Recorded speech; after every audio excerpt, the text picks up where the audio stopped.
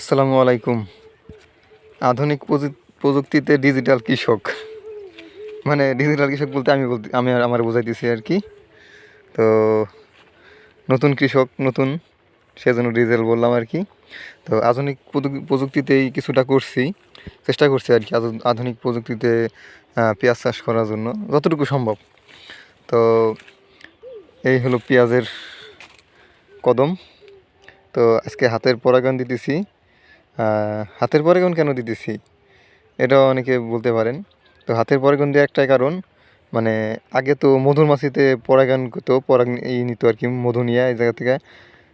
তো এখন কীটনাশকের কারণে মধুর মাছিগুলা মানে নাই, ধরতে গেলে অনেক কম, দু একটা, সেটা দিয়ে হয় না, আসলে পরাগায়ন হয় না অতটা।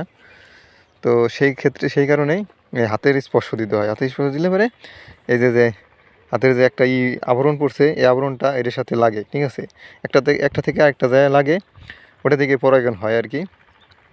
তো এই পরাগায়ন দিলে মোটামুটি এই সবগুলা হয় আর কি, অঙ্কুরিত হবে, মানে ফল হবে। তো লাগে না, হালকা শুধু জাস্ট এইভাবে ধরে স্পর্শ করা, ঠিক আছে। সময় একটু, শুধু জাস্ট একটু সময় লাগবে, সময়ের ব্যাপার, তাছাড়া পরিশ্রম না অতটা। তো ভালোই লাগে, হাত পুরে মাখাই গেছে একবারে, তো ভালোই লাগতেছে। তো জাস্ট এই হাতের ছোঁয়া দেওয়ার একটাই কারণ, ওই মধুমাছির জন্য। অনেক কীটনাশকের কারণে মধুমাছিগুলা এখন পরাগায়ন করতে পারে না, মানে ওই অনেক বিষ দেওয়া হয়, কীটনাশক, এগুলোর কারণে ওরা আসছে না, মধুমাছিগুলো আসে না। তো সেক্ষেত্রে মধুমাছি না আসলে তো পরাগায়ন হবে না, সেজন্য হাতের স্পর্শ দেওয়া। তো ভালোই, কারণ না